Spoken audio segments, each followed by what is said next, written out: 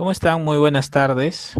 El día de hoy nosotros tenemos para este ciclo semestral San Marcos, debemos hoy desarrollar el tema denominado la filosofía moderna, específicamente el racionalismo. Este tema es muy recurrente en el examen de admisión, sobre todo acerca de la evidencia en el pensamiento de René Descartes. René Descartes nos dice en su discurso del método, en la primera regla, que él nunca tomará como verdadero algo que le genere la menor duda. Y esta ha sido pregunta de admisión constantemente, ¿sí? Desde el 2014 en adelante, sobre todo en las preguntas tipo DECO que se pensaron a introducir en el 2015, pero que en el 2017 agarraron pues lo que llamaríamos mucha más fuerza, ¿sí? La filosofía moderna como tal ha venido muchísimo en el examen de admisión, John Locke, Kant, etcétera. Pero hoy nosotros nos debemos concentrar en la filosofía moderna de tipo racionalista. Hoy he traído varias preguntas de admisión para poder afinar algunos conceptos que tú seguramente ya conoces o has podido escuchar o tal vez leer. ¿Sí? Muy bien, empezamos entonces. La filosofía moderna se caracteriza por desarrollar un pensamiento antropocéntrico. ¿Qué significa esto? Significa que el pensamiento medieval fue superado, un pensamiento que era teocentrista, un pensamiento que se dedicó a reflexionar acerca de la relación entre el ser humano, Dios y el mundo, pues ahora se ha orientado a la construcción de un conocimiento científico. Profesor, usted me está diciendo que la filosofía moderna en realidad es una filosofía que se preocupa por conocer a la naturaleza y a marcar cada vez más su independencia de la fe. Así es. Gracias al pensamiento moderno es que los hallazgos científicos agarraron mucha más, o perdón, desarrollaron mucha más autonomía. Las leyes de Newton, la publicación de la enciclopedia, los conocimientos cartesianos sobre la matemática, los conocimientos de Leibniz sobre la física. ¿Sí? Muy bien.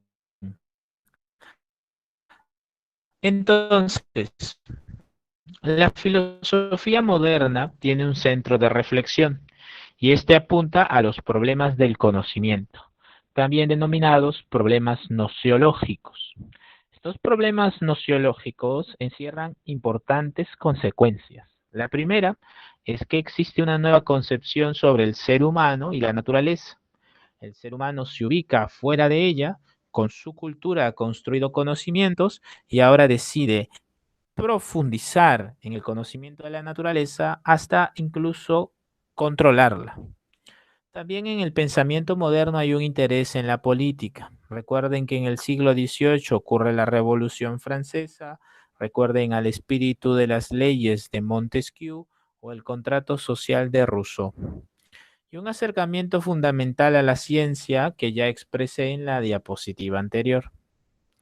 ¿Qué debemos nosotros saber ya que estamos en un ciclo semestral donde hay más práctica que teoría? ¿Qué es lo más puntual? Primero, debemos conocer al pensamiento cartesiano. Así que vamos nosotros a enmarcar su pensamiento dentro del racionalismo. El racionalismo sostiene que el ser humano tiene como fuente principal de sus conocimientos a la razón. ¿Por qué, profesor? Porque en la razón se desarrollan las ideas innatas. Estas ideas innatas son ideas como la de Dios, la idea como la de la perfección, que se manifiestan en nosotros de manera constante, de manera permanente. Profesor, ¿el racionalismo de René Descartes puede ser entendido a partir de sus disciplinas filosóficas? Por supuesto, hay disciplinas filosóficas muy específicas o muy puntuales. A ver, discúlpenme, voy a cerrar esto. porque afuera de donde vivo creo que hay una banda. Creo que todos los, a ver qué estamos, miércoles, ¿no? Todos los miércoles a las 2 de la tarde, creo que la banda, creo que es la segunda, porque en la mañana pasó otra también. A ver, un minuto, cierro esto. A ver, es todo un asunto, ¿ah? Sí, no se oye, claro, tú no la oyes, pero yo sí, me desconcentra. Pues tengo que cerrar. Claro, ustedes en psicología saben que cuando la atención se divide, el rendimiento decae, ¿verdad? Muy bien, ya está. A ver. Muy bien, continuamos. El racionalismo de René Descartes señala algo muy importante. En primer lugar, existen las ideas innatas, ¿sí? Y esto lo vamos a notar una vez que presentemos la clasificación de las ideas. Pero ahora me importa muchísimo presentarte primero la ontología cartesiana. La ontología cartesiana nos dice que la realidad está compuesta de tres substancias. Estas tres substancias son la res cogitans, la res extensa y la res infinita. La palabra res significa cosa o substancia. Res cogitans significa cosa o substancia que piensa. Res extensa significa cosa o substancia que ocupa un lugar en el espacio. Y finalmente la res o substancia infinita sería Dios. En el pensamiento cartesiano, la mente se ubica como una especie de elemento que existe de manera independiente. Y eso lo podemos notar en las demás substancias. ¿Por qué? Porque en la palabra misma substancia, para el pensamiento cartesiano, involucra una existencia independiente. ¿Sí? Una existencia independiente, cosa que existe de manera independiente. Entonces, ¿qué ocurre? En el pensamiento de René Descartes, de estas tres que existen, dos constituyen al ser humano.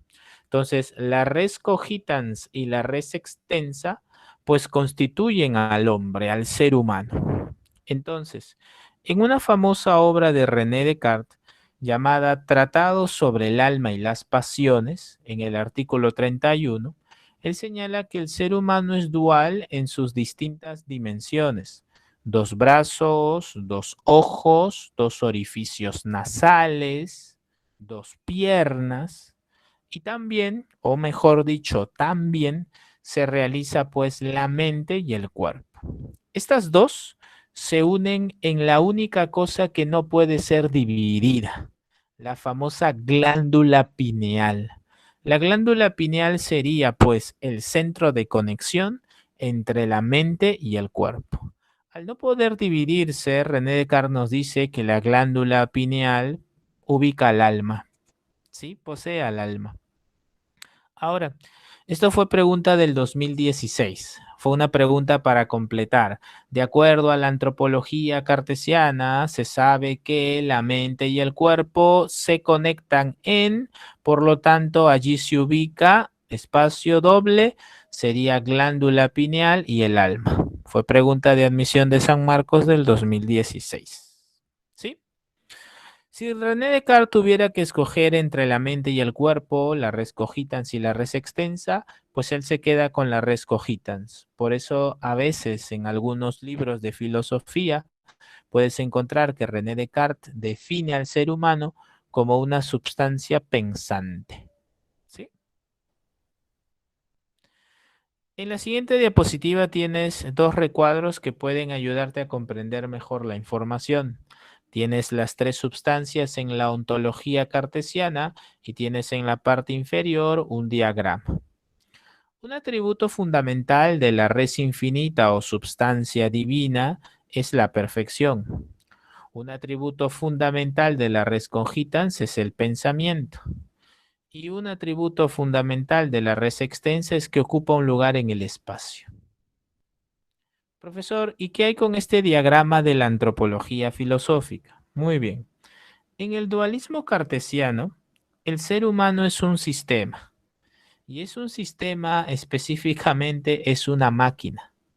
En algunos libros de filosofía tú vas a encontrar que hay un mecanicismo en René Descartes.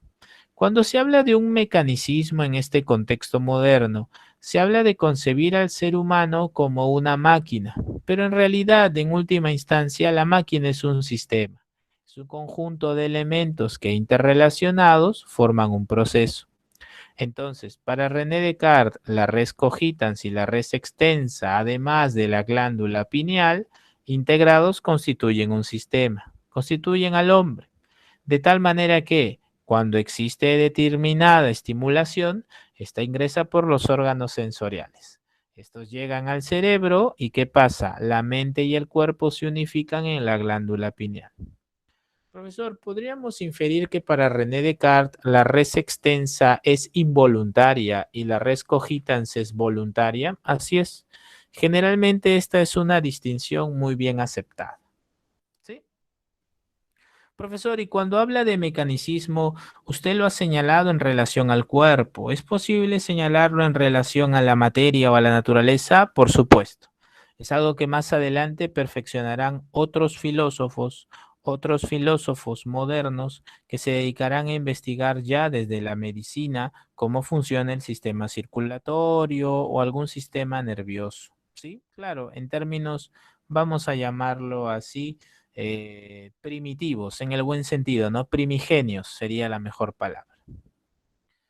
Profesor, entonces, hasta el momento, solo 2016, glándula pineal, mente y cuerpo, ¿verdad? Sí, solo eso, hasta el momento. Ahora sí, la nociología es la que se vuelve lo más complicado, engorroso y lo más recurrente. Sobre esta diapositiva, podría decirte que me han venido hasta 5 preguntas de admisión. Me han preguntado en San Marcos por la función del pensamiento. A partir de la certeza pienso en lo que existo. Me han preguntado por la diferencia entre la vigilia y el sueño en el pensamiento cartesiano. Me han preguntado, por ejemplo, por las certezas cartesianas. Me han preguntado también sobre esta famosísima idea de René Descartes, donde él señala que no debo tomar como verdadero aquello que no fuera conocido. Así que vamos a darle un orden adecuado, ¿sí? En primer lugar, ustedes están en semestral, miren, en primer lugar, René Descartes quiere alcanzar algo, que quiere alcanzar certezas. Tú eres lo máximo, voy a tratar de simplificarlo esto mucho. Tú eres lo máximo, tú estás en semestral, ¿verdad? Y tú sabes muy bien que, por ejemplo, para el curso de razonamiento matemático te dicen lo siguiente.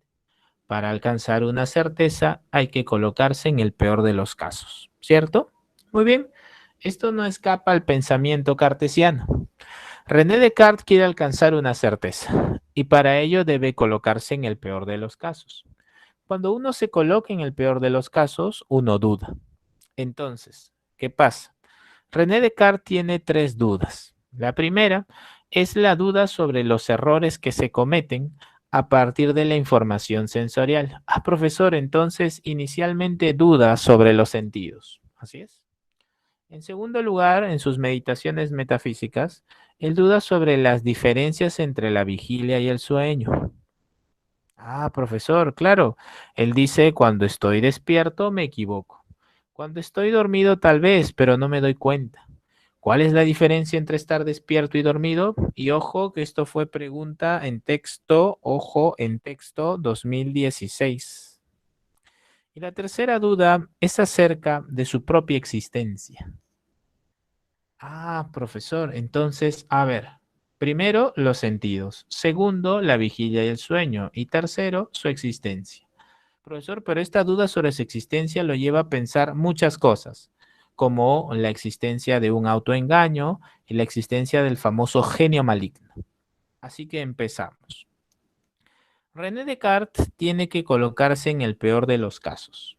¿Cuál es el peor de los casos? Pues dudar de su existencia.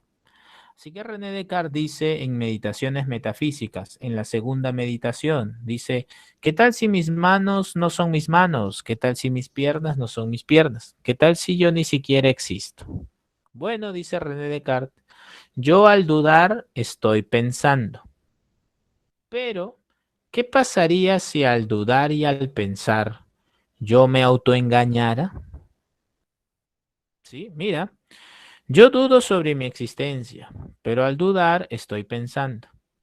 Pero ¿qué pasaría si yo, al dudar y al pensar, me autoengañara? Y aquí viene lo más importante. René Descartes dice, yo no puedo dudar sobre mi propia duda, ya que si esto ocurriera, si yo me autoengañara, pues Dios sería una especie de genio maligno. Pero yo, René Descartes, sé que Dios no es un genio maligno. Por lo tanto, yo puedo estar seguro de mi duda. Al dudar pienso y si pienso existo. ¿Sí? Vuelvo a repetir, yo dudo de mi existencia. Al dudar estoy pensando. Pero ¿qué pasaría si al dudar y al pensar me autoengaño? Pues bien, si yo me autoengañara, pues Dios sería una especie de genio maligno. Pero ocurre que Dios no es un genio maligno. Así que yo puedo estar seguro de mi duda. Al dudar pienso y si pienso existo. Tenemos entonces que René Descartes llegó a la primera certeza, a la certeza del pienso luego existo. Su segunda certeza sería Dios existe y es infinito. Y la tercera, el mundo existe. Profesor, pero usted me está diciendo que René Descartes no niega la existencia de Dios. No, es más, en el discurso del método, él señala que de la teología no duda, ya que es un conocimiento que excede a su objetivo. Ah, ya. A partir de esto, ustedes pueden inferir tres cosas. Hay una pregunta, lo digo porque hay una pregunta que no está muy bien planteada en tu guía. Hay una pregunta que dice, René Descartes no puede dudar de, o perdón, o una que dice, René Descartes duda de, y te ponen las tres dudas. La duda de los sentidos, la vigilia y el sueño, y el genio maligno. Y ahí vamos a corregir porque tendríamos que colocar René Descartes duda inicialmente de, y ahí serían los sentidos. ¿Sí? Ahí serían los sentidos. ¿Listo? Muy bien. Hemos entonces brevemente señalado al fundamento de la certeza pienso, luego existo. ¿Sí? Muy bien. René Descartes entonces tiene una certeza. Pienso, luego existo. Ahora viene el detalle. Para construir un conocimiento permanente sobre las cosas, René Descartes se ha dado cuenta que ya hay una vía, la vía de la intuición racional. Esta intuición racional es la que lo llevó al pienso, luego existo. Esa es una vía del conocimiento. La otra vía es el razonamiento deductivo. Profesor, entonces usted me está diciendo que el pienso, luego existo es una consecuencia de la intuición racional. Así es. Mientras que el conocimiento matemático más complejo, más elaborado, es principalmente deductivo. Profesor, ¿y dónde encuentro esto? Bueno, las matemáticas para René Descartes son una ciencia modelo. Profesor, ¿me puede dar un ejemplo? Sí.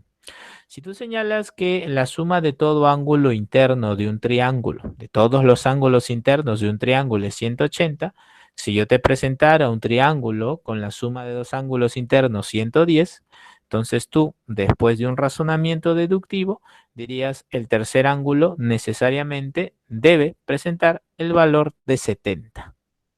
Entonces, en las matemáticas, debido a su razonamiento deductivo, generan un conocimiento permanente.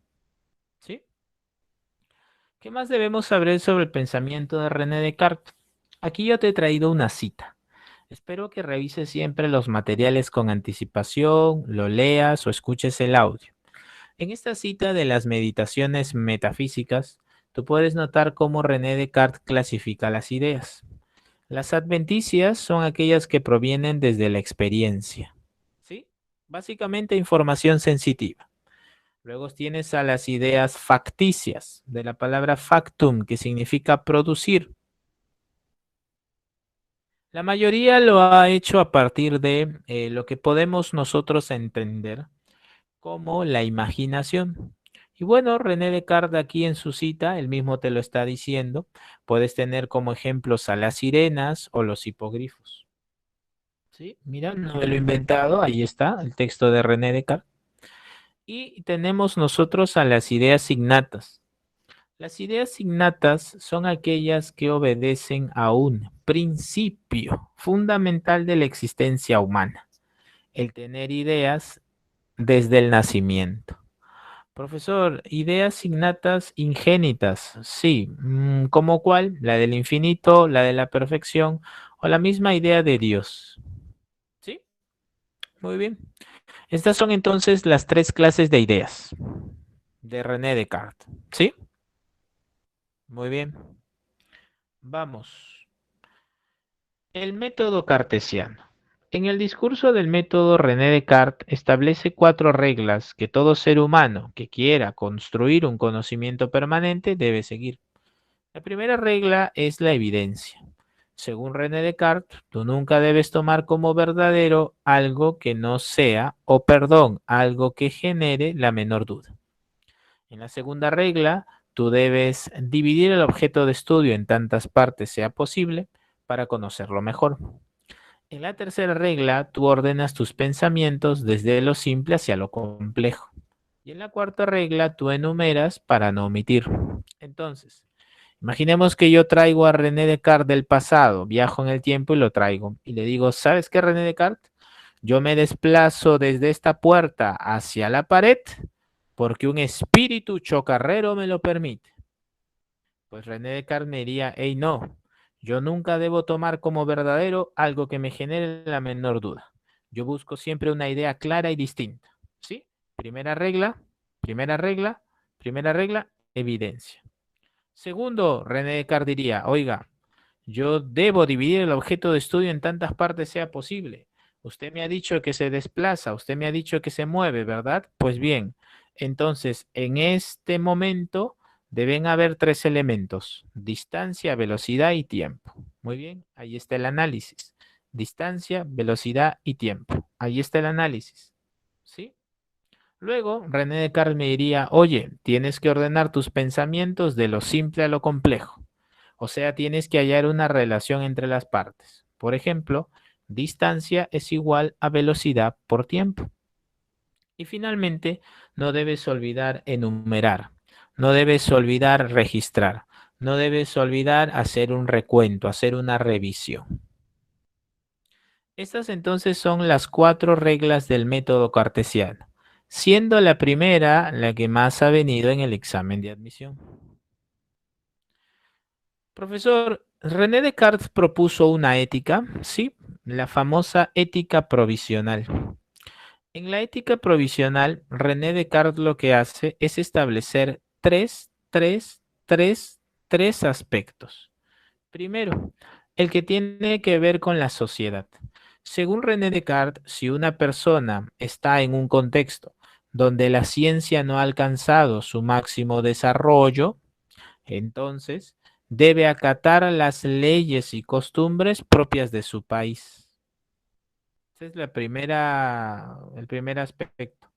El segundo aspecto de la ética provisional es que tu voluntad debe ser coherente con tus acciones, ¿sí? Es decir, todo lo que tú menciones o digas, pues debe hacerse. Básicamente cumple con tu palabra. Sé firme. Y el tercer aspecto hace referencia a que antes de querer cambiar el mundo, debes cambiar tú primero. Quiere decir que sea un asunto primero individual y posteriormente social. Esos son los tres aspectos de la ética provisional. Profesor, ¿por qué le llaman provisional? Se le llama provisional porque es la ética que se desarrolla en un contexto donde el conocimiento científico no ha logrado su plenitud. Por eso le llaman moral provisional. ¿Sí? Profesor, ¿existen otros racionalistas? Sí. Sobre estos racionalistas quisiera hacer breves menciones, ya que no han venido en el examen de admisión. Tú seguramente con el audio dispones de más tiempo. Hay que hacer preguntas y quisiera también resolver preguntas de admisión. Primero, Spinoza. Spinoza es un filósofo racionalista. Y en su ontología, lo que cabe destacar es la famosa triple identidad de la substancia. La triple identidad de la sustancia señala que Dios tiene dos atributos. el pensamiento y la extensión. Profesor, ¿este es el famoso Dios del que habla Einstein? Sí, muchas personas suelen citar ese famoso discurso de Einstein cuando él habla del Dios de Spinoza. Cuando se habla del Dios de Spinoza, se habla en realidad de un conocimiento sobre la naturaleza. A ver, ¿cómo es esto? La concepción espinociana de divinidad en realidad la constituye un Dios, que es una substancia, pero esta substancia no es en realidad una sustancia semejante al Dios cristiano antropomórfica, sino hace referencia a una sustancia única, eterna, infinita, causa de sí misma, con infinitos atributos, que son conceptos con los cuales se podría básicamente proponer. Entonces, así, esa sustancia tendría independencia causal, lógica, ontológica, nociológica respecto del resto de la realidad. Entonces, esto es muy interesante porque esto está en una obra de Spinoza llamada Ética demostrada según el orden geométrico. Cuando el famoso Einstein dice, pues, yo creo en el Dios de Spinoza, está básicamente haciendo referencia a lo complejo y maravilloso que es la naturaleza y cómo en sí misma los elementos pueden dar cuentas de atributos y armonías que pueden ser conocidas por el ser humano. Entonces, en eso básicamente consiste. No quiero extenderme más porque el tiempo nos va a ganar. No te olvides, triple identidad de la sustancia. Dios, pensamiento y extensión. ¿Sí? ¿Listo? Muy bien. En su nociología, ¿qué debemos aprender de Spinoza de manera básica en su nociología? Bueno, en su nociología hay algo importante, ¿sí? Lo importante es que hay dos tipos de entendimientos, uno pasivo y uno activo. En el entendimiento pasivo tenemos básicamente lo contemplativo, lo receptivo. Y en el activo tienes estas acciones humanas que construyen conocimientos eficaces, útiles, o podemos señalarlos como conocimientos reales, ¿sí? Sobre las acciones humanas, sobre el comportamiento de la naturaleza, etcétera, etcétera. ¿Sí? Muy bien. Entonces, cierro brevemente. En Spinoza, el dios de Einstein, el dios de Spinoza, es un dios que se manifiesta en las leyes de la naturaleza. ¿Sí? Básicamente. Muy bien. Otra mención a un racionalista, Leibniz. Leibniz tiene una obra llamada La Teodicea. En la Teodicea, Einstein nos dice algo importante. Nos dice, bueno, este es el mejor de los mundos posibles. ¿Qué significa esto? Significa que para Leibniz existe una organización, es decir, una, vamos a llamarle así, distribución de cosas que nos llevan a ciertas, vamos a llamarle así, circunstancias o contextos que pueden ser distribuidos para, podemos llamarle así, porque esto es un tanto complicado. Mira, eh, para Leibniz existe algo llamado mónada. Las mónadas pueden ser comparadas con los átomos de Demócrito, ¿sí? Solo que las mónadas son inmateriales. Estas mónadas como unidades de energía pueden clasificarse en dos, las mónadas creadas y la mónada increada. La mónada increada es Dios, las mónadas creadas son el resto. Entonces, cuando él señala este es el mejor de los mundos posibles, lo que hace Leibniz es señalar que este mundo tiene una organización en su naturaleza que permite la subsistencia del ser humano. Ah, ya. Profesor, entonces nos está diciendo que en este mundo real la organización permite básicamente el descubrimiento de leyes de la naturaleza que contribuyen con la vida del ser humano. Así es. Entonces, para Leibniz, este es el mejor de los mundos posibles. No se debe entender como un mejor en modo moralmente bueno, sino matemáticamente bueno. Es decir, para el Dios de las infinitas posibilidades de los mundos, ha encontrado a este el más estable entre variedades y homogeneidad. ¿Sí? El mejor de los mundos posibles. El otro aporte de Leibniz que debo señalar también es el principio de razón suficiente. Algunos investigadores le llaman a este el cuarto principio lógico. Tú sabes que hay tres principios lógicos: identidad, no contradicción y tercio excluido. Muy bien. A Leibniz se le conoce por querer introducir uno cuarto, el principio de razón suficiente. El famoso Leibniz te dice, pues, en su obra Monadología, dice lo siguiente: no se puede encontrar ningún hecho que sea verdadero o existente, ni ninguna proposición verdadera, sin que haya una razón suficiente para que sea así, y no de otra manera.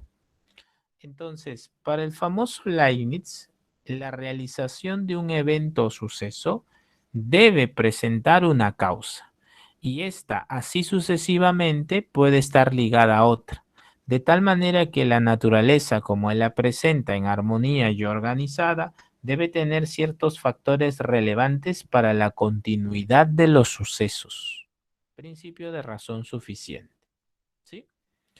Esta pregunta de Leibniz es una pregunta presocrática, solo que aquí ellos se encuentran en un contexto científico. ¿Cómo que contexto científico? Sí, porque Leibniz se pregunta, ¿por qué hay algo en lugar de nada? Y esto ya se lo habían preguntado los presocráticos cuando hablan del arjé. Profesor, entonces usted me está diciendo que Leibniz tiene una interpretación del pensamiento socrático, pero en un contexto científico. Así es. Profesor, ¿y esto ha venido en el examen de admisión? Bueno, hubo una pregunta indirecta. Una pregunta de un examen de admisión del 2019, cuando te hablan sobre la concepción del inicio y del fin de los presocráticos. Por eso te explicaba un poco de Leibniz. Para terminar, cerramos con el famoso Pascal. Seguramente tú a él lo has conocido en antropología filosófica. Pascal tiene una serie de obras. Una de las más importantes son los pensamientos o sus pensamientos. En los pensamientos, Pascal nos dice lo siguiente: hay cosas sobre las que puedo dudar constantemente, pero es mi razón quien las procesa. Pascal es racionalista, pero lo que nos importa de manera muy práctica para el examen de admisión es la concepción que tiene sobre el ser humano. Él nos dice que el ser humano es una caña pensante. Y bueno, en su obra Pensamientos, él dice, hasta un vapor muy leve puede matar al ser humano, pero a diferencia de un animal o algún elemento de la naturaleza, él es consciente de su finitud.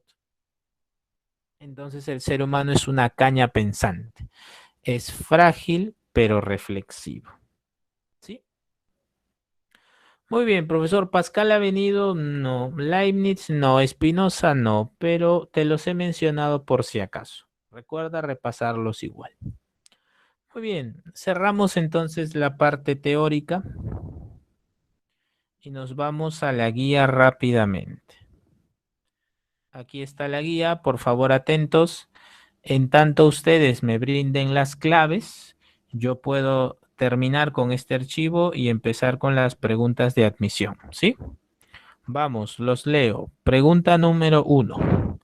¿El problema central que se aborda en la modernidad es el de?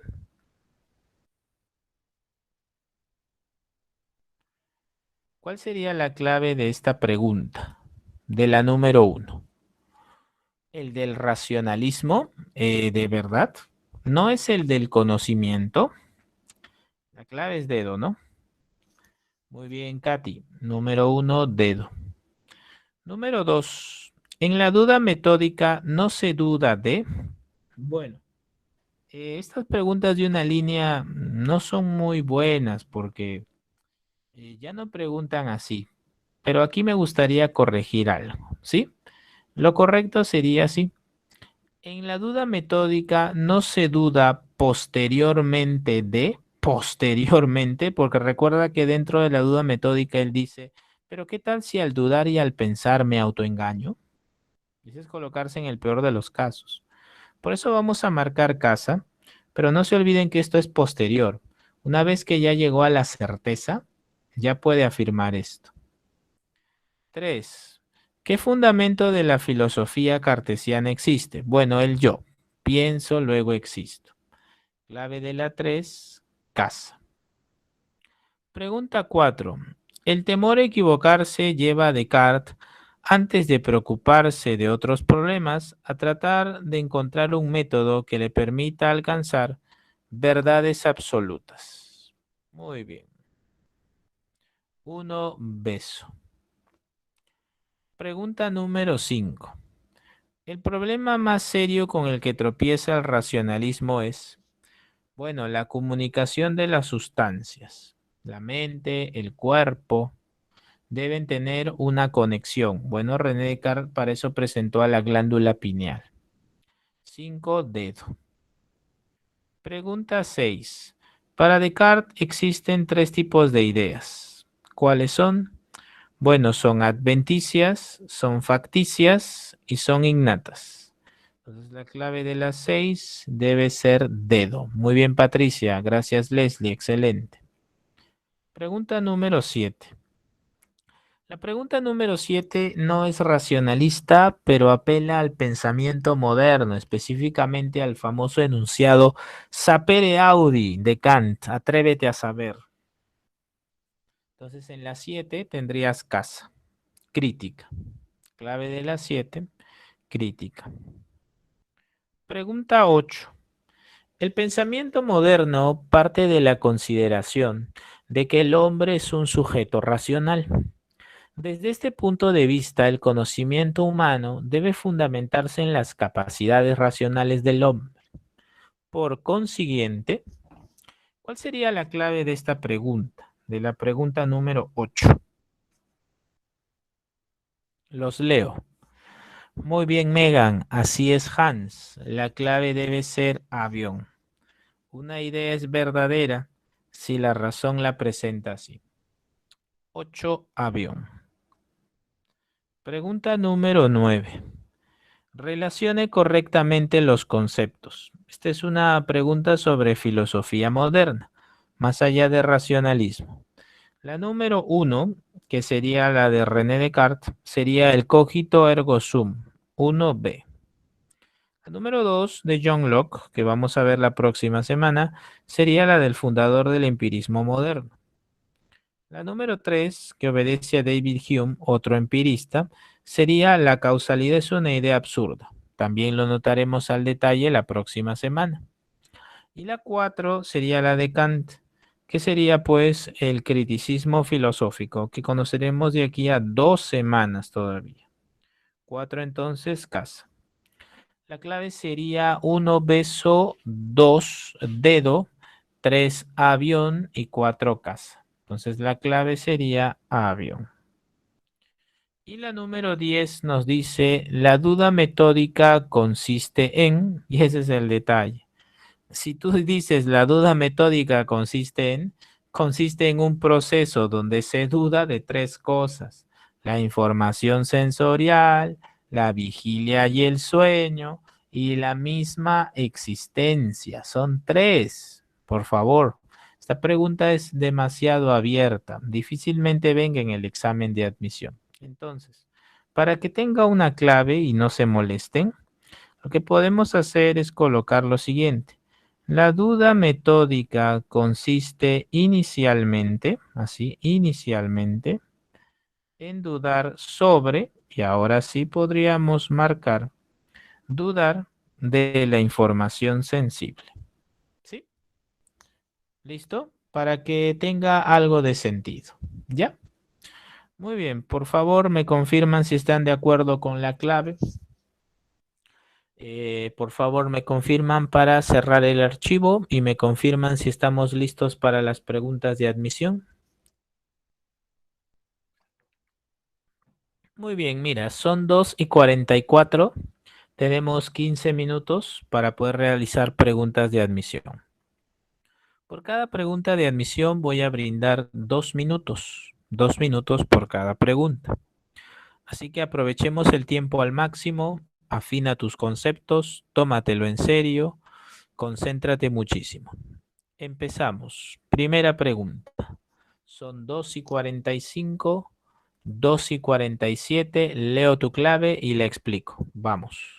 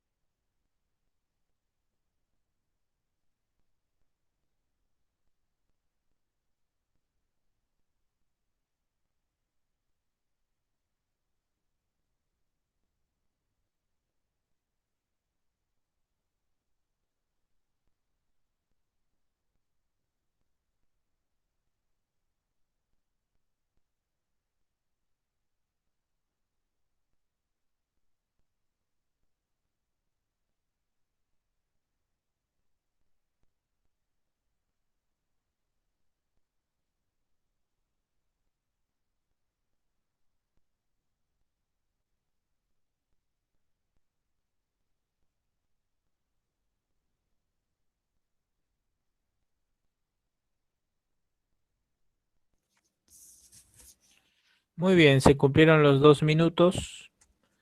Creo que todos estamos de acuerdo con Ñol, con Wilson, con Patricia, estamos de acuerdo con Hans y con Diego, en que esta es una pregunta sobre la primera regla del método, la evidencia, ¿verdad?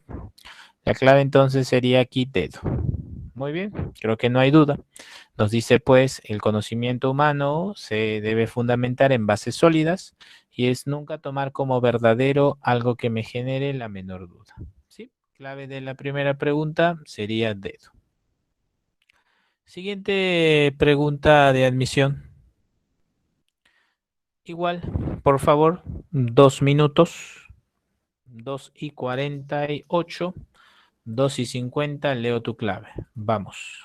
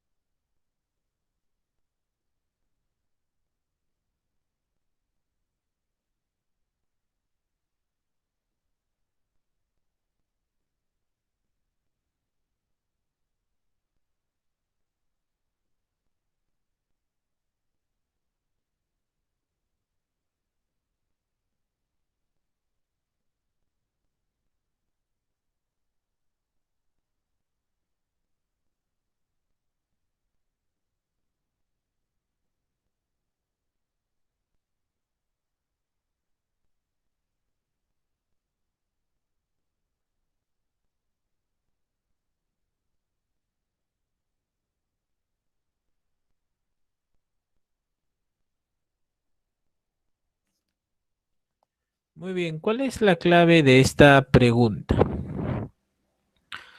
El texto dice, tengo que considerar que soy hombre y que por consiguiente acostumbro dormir y representarme en mis sueños las mismas cosas.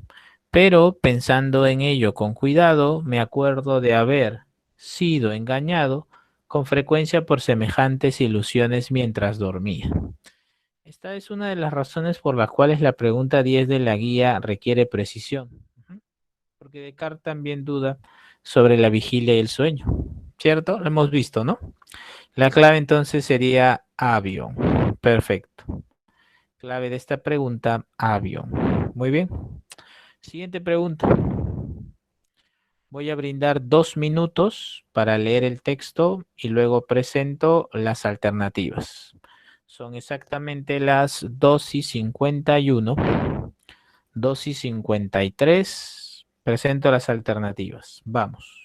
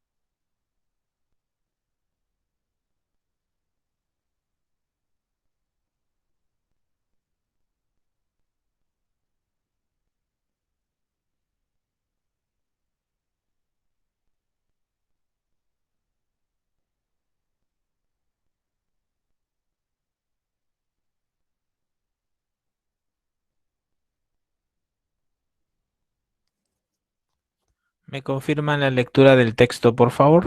¿Me confirman si ya está leído? Sí. Muy bien. Por favor, mucho ojo con la lectura porque esto también puede desafiar tus conocimientos de razonamiento verbal. Por favor, algo que quiero detallarte antes de presentarte las preguntas. En el texto, hasta ese paréntesis con 3 puntos al interior, tú tienes que hay una oposición, ¿ah? Ojo, una oposición, ¿sí? Te presento las claves y luego te explico las alternativas. O la clave, perdón. Te presento las alternativas y te explico la clave. Primera pregunta, son 2:53, 2:55. Leo tu clave. Vamos.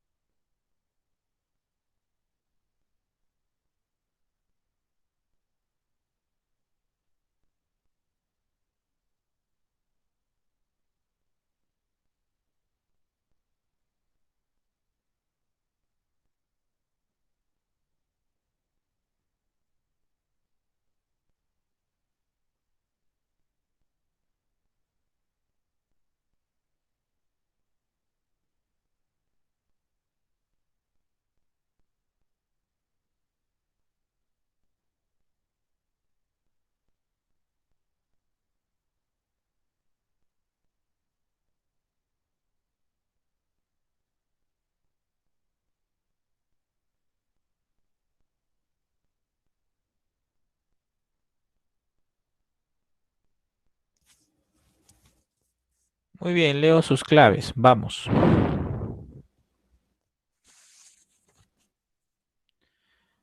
Me dice, del texto se infiere que para René Descartes, y ahí está, ¿ven? Veo claves diferenciadas. Avión, dedo, miren, casa, beso, miren, solo falta enano, ¿ah? Avión, dedo, beso, casa. Por eso es importante realizar estas preguntas de admisión. Y a mí me apena que hayan estudiantes que se vayan. Por ejemplo, cuando termino de resolver la guía, varios estudiantes veo que se van, salen del aula y se pierden un importante aporte, algo importante en su crecimiento académico. Miren, miren. Voy a leer el texto, ¿sí? Pensaba hacer más preguntas, pero creo que mejor explico el texto y ya con esto nos vamos. Dice el texto, así también dado que las acciones de la vida frecuentemente no admiten ningún aplazamiento, es una verdad muy cierta que cuando no está a nuestro alcance discernir las opiniones más verdaderas, debemos seguir las más probables. Punto. Allí tienes una idea, donde él te dice, cuando no puedo acceder a las verdades con mi razón, entonces debo indicarme u orientarme hacia las más probables, ¿sí? Cuando no puedo. Punto. Pero, conector de, tú sabes, es una conjuntiva, ¿no? Pero, dado que en este momento solo pensaba dedicarme a la investigación de la verdad, pensé que era preciso que hiciera lo contrario, lo contrario. Profesor, entonces todo lo que ha dicho antes del punto, eso no va a ser Descartes. Así es. Y rechazara como absolutamente falso todo aquello en lo que pudiera imaginar la menor duda. Es la primera regla del método. ¿Sí? Entonces te pregunto, del texto se infiere que para René Descartes, miren, aquí la clave es dedo. La probabilidad es un rasgo admisible solo en el ámbito práctico. Porque te está diciendo René Descartes, si yo no puedo acceder a la verdad con mi razón, entonces yo me acerco a lo probable. Pero dado que ahora quiero hacer lo contrario, te dice nunca tomar como verdadero algo que me genere la menor duda. Dedo es la clave. La probabilidad es un rasgo admisible solo en el ámbito práctico, no en lo racional. Ah, profesor. ¿Ven? Por eso les di la advertencia del texto. Les dije antes del paréntesis, después del paréntesis. Nos despedimos con esta pregunta. Un rasgo de investigación pura de la verdad, según Descartes, radica en...